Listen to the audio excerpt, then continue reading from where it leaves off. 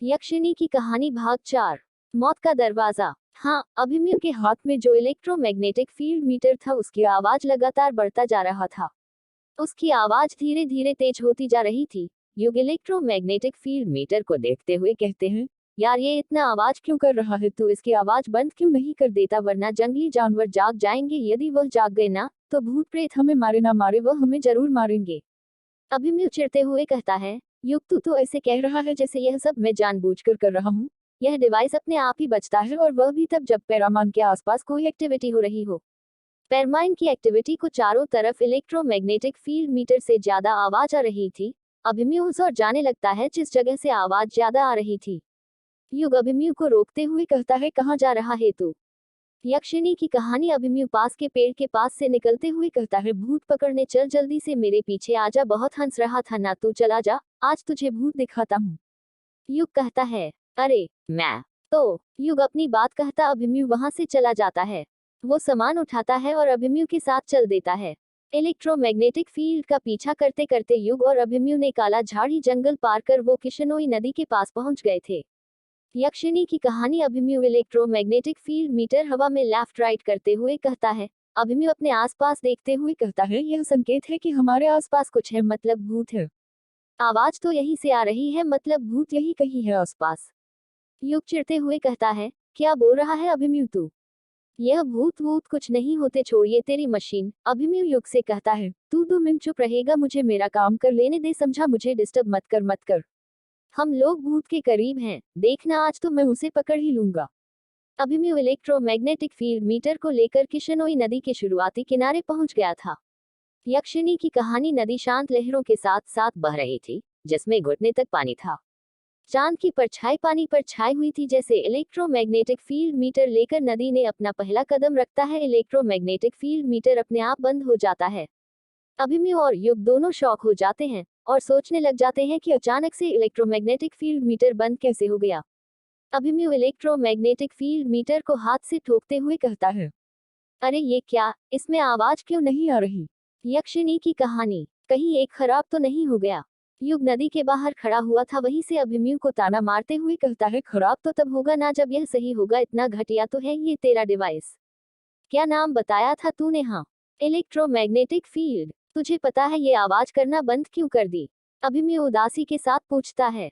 क्यों? क्योंकि शायद तुझे पता नहीं है, इलेक्ट्रोमैग्नेटिक फील्ड का वातावरण पर फर्क पड़ता है। मतलब यह जब वातावरण चेंज होता है तो मैग्नेटिक फील्ड भी चेंज होती है।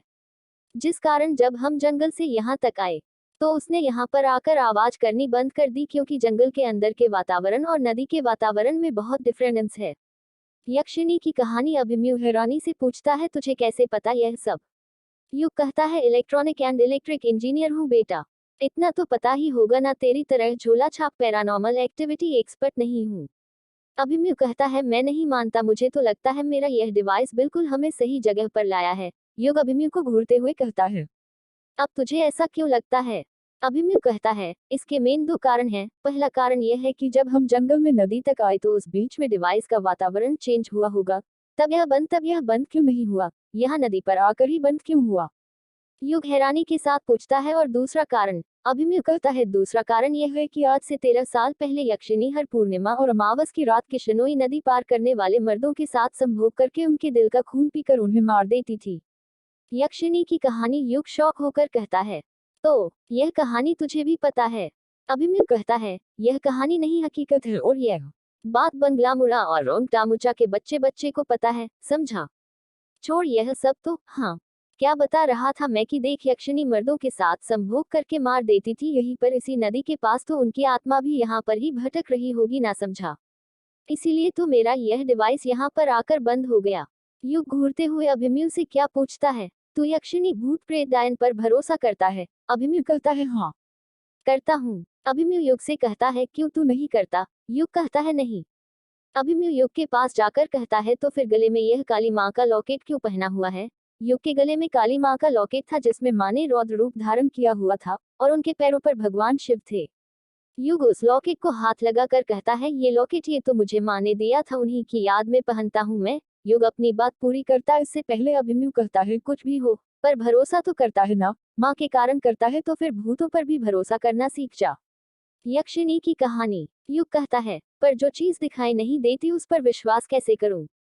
अभिमन्यु जवाब देते हुए कहता है, दिखाई तो भगवान भी नहीं देते हैं, पर फिर भी हम उन पर विश्वास करते हैं ना। तुझे पता है ये जो भूत होते हैं ना हर वक्त हमारे साथ होते हैं, हमारे साथ खाते हैं, सोते हैं, बैठते हैं, उठते हैं, सब काम करते हैं, पर ये हमें दिखाई नहीं देते। पता है क्यों? यक्षिणी की कहानी। युग कहता है, क्यों? अभिमन्यु कहता है, क्योंकि इनकी भगवान की तरह शक्तियां होती हैं, शैतानी शक्तियां। भगवान और भूत दोनों एक ही सिक्के के दो पहलू होते हैं। देख, हिंदी और इंग्लिश शुरुआती अक्षर भ ग से स्टार्ट होता है, चाहे इंग्लिश का होस्ट हो या गॉड हो या भूत। युग कहता है, तू तो सही में इंटेलिजेंट वाली बात करने लग गया यार, तुझे यह सब बातें कैसे पता? अभिमन्यु कहता है, तेरे पापा ने बताई। युग हैरानी के साथ पूछता है, क्या कहा? तेरे पापा ने बताई, पर कब? अभिमन्यु युग से पूछता है। युग कहता है, अभिमन्यु से उनकी किताबों में लिखा है यह सब। तूने उनकी किताबें नहीं पढ़ी क्या? क्या लिखते थे यार वो? रोंगटे खड़े हो जाते थे पढ़ते पढ़ते। युग उदास होते हुए कहता है, नहीं मैंने नहीं पढ़ी, वैसे भी वो सब कहानियां हैं बस, और कुछ नहीं। अभिमन्यु उसे कहता है, यह कहानी नहीं है युग, तुझे पता है एक लेखक वही लिखता है जो उसकी जिंदगी में घटित होता है, हो सकता है यह सब तेरे पापा के साथ हुआ हो। युग कहता है, यार देख, मुझे ना मेरे पापा के बारे में बात नहीं करनी, मैं बहुत थक गया हूँ, मुझे अभी आराम करना है, इसलिए मैं अपने घर ग्रेवयार्ड कोर्ट ही जाना चाहता हूँ। अभिमन्यु कहता है, पर तू इतनी रात में ग्रेवयार्ड कोर्ट ही क्यों जा रहा है? तू तेरे रिश्तेदारों के घर रोता मुचा जाना। युग कहता है, मुझे उनके पास नहीं जाना। अभिमन्यु पूछता है, क्यों? युग अभिमन्यु के सवाल का कुछ जवाब नहीं देता। अभिमन्यु युग के कंधे पर हाथ रखते हुए कहता है, तू अभी भी उनसे नाराज है क्या?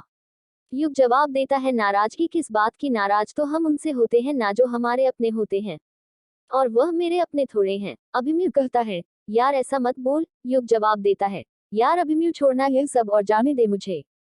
यक्षिणी की कहानी। अभिमन्यु कहता है, अरे ऐसे कैसे? एक काम करता हूँ, मैं भी तेरे साथ चलता हूँ। सुना है यक्षिणी के दो ठिकाने थे, पहला किशनोई नदी, दूसरा ग्रेवयार्ड कोठी। युग पूछता है, तुझे कैसे पता ये बात? अभिमन्यु कहता है हंसते हुए, मुझे तो बहुत कुछ पता है यक्षिणी के बारे में।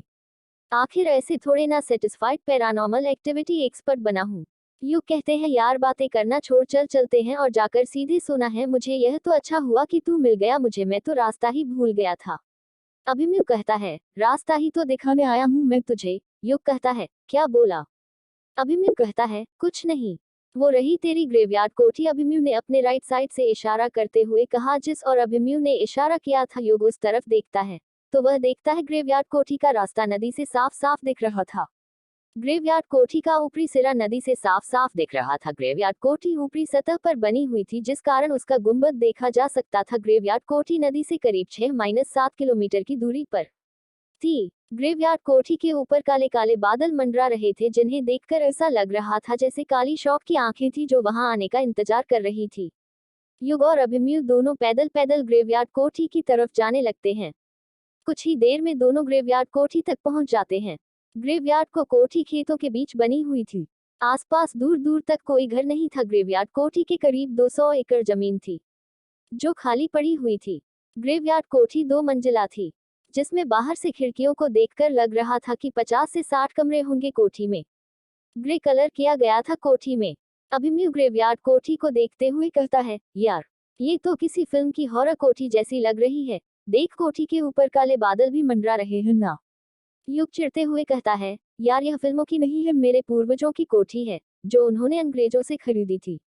अभिमन्यु कहता है, हाँ यार पता है, मैंने डिटेल्स निकाली थी इस कोठी की। ये अंग्रेज लोग भी ना बड़े कमाल के थे। युग पूछता है, कैसे?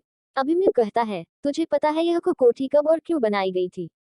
युग कहता है, नहीं। अभिमन्यु से बताता है, आज से 200 साल पहले 24 अगस्त 1608 में अंग्रेज अपने इंडिया में आए थे। उस वक्त उनका भारतीय शासन नहीं था और न ही उनके रहने का ठिकाना। जब वो मेघालय में आए, उन्हें बंगलामुड़ा गांव में भी नहीं रहने दिया गया। यक्षिणी की कहानी। क्योंकि अंग्रेज गाय सुअर सब खाते थे और हमारे हिंदू धर्म में गाय को देवी माँ की तरह पूजा जाता है। उस वक्त अंग्रेजों के एक लीडर ने मोटी रकम देकर जमीन खरीदनी चाहिए, पर गांव वालों ने मना कर दिया। युग कहता है, फिर क्या हुआ? अभिमन्यु बताता है, होना क्या था, सबको पता है इंडिया में लालची लोग भरे हुए हैं। उस वक्त बंगलामुड़ा गांव के राजा अंग्रेजों से भी मोटी रकम हथियाना चाहते थे और प्रजा को निराश भी नहीं करना चाहते थे, इसलिए उन्होंने मंगला मुंडा के बाहर कब्रिस्तान वाली जमीन थी वह उन्हें बेच दी। गांव वाले तो दिन में भी वहां जाने से डरते थे, पर यह अंग्रेज कहाँ किसी से डरने वाले थे। उन्हें भारत का खजाना जो मिल गया था। कब्रिस्तान के ऊपर यह कोठी बना दी। गांव वाले शुरू शुरू में इसे लाशों वाली कोठी भी कहते थे, फिर अंग्रेजों ने इसे ग्रेवयार्ड कोठी नाम दे दिया। युग हैरान होकर कहता है, अच्छा। अभिमन्यु फिर बताता है, जब भी दूसरे गांव से अंग्रेज सैनिक आते थे उन्हें यहीं पर ठहराया जाता था। उनकी खातिरदारी की जाती थी, उनकी जरूरत का सारा सामान था यहाँ पर, और यहाँ पर रात रात भर मुजरा चलता था और तवायफ नाचा करती थी। और तू कहता है यक्षिणी नहीं होती। तुझे पता है यहाँ के अंग्रेजों ने अपनी डायरी में यक्षिणी का जिक्र किया है। यक्षिणी का नाम सुनकर युग चीर जाता है और उस चिढ़ते हुए कहता है, तेरी कहानी खत्म हो गई हो तो हम कोठी के अंदर चले, या रात भर यहीं पर बैठकर कहानी सुनाने वाला है। अभिमन्यु कहता है, हाँ हाँ चल, मैंने कहा रोका है तुझे, तुझे ही कहानी सुनने में मजा आ रहा था इसलिए मैंने सुना रहा था। यक्षिणी की कहानी। ग्रेवयार्ड कोठी का दरवाजा करीब 10 फुट ऊंचा था। युग और अभिमन्यु दरवाजे की तरफ पहुंचते हैं, तब अभिमन्यु देखता है दरवाजे पर एक बड़ा सा ताला लगा हुआ है जिस पर जंग लग गया था। अभिमन्यु ताले को हाथ लगाते हुए कहता है, अरे, इस पर तो ताला लगा हुआ है। तेरे पास ताले की चाबी है क्या? युग अपना बैग टटोलने लग जाता है और कहता है, रखी तो थी, इसकी चाबी मेरे पास कहाँ गई?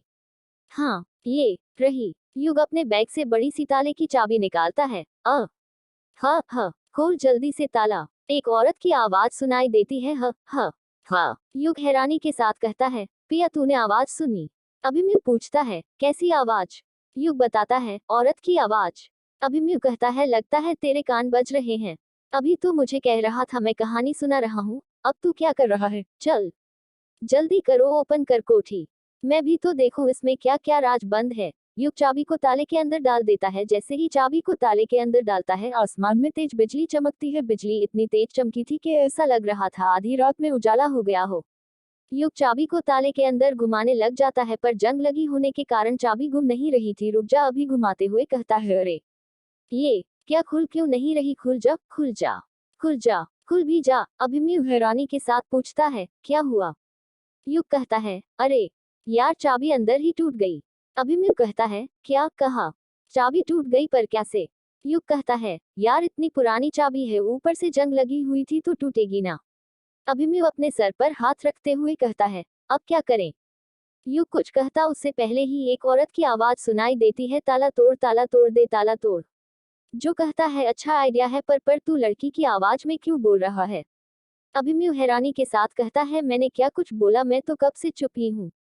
यक्षिणी की कहानी। युग अभिमन्यु की बात पर ध्यान नहीं देता है और पास में ही जमीन पर रखा बड़ा सा पत्थर उठाता है और उसकी मदद से दरवाजे पर लगे ताला तोड़ने में लग जाता है।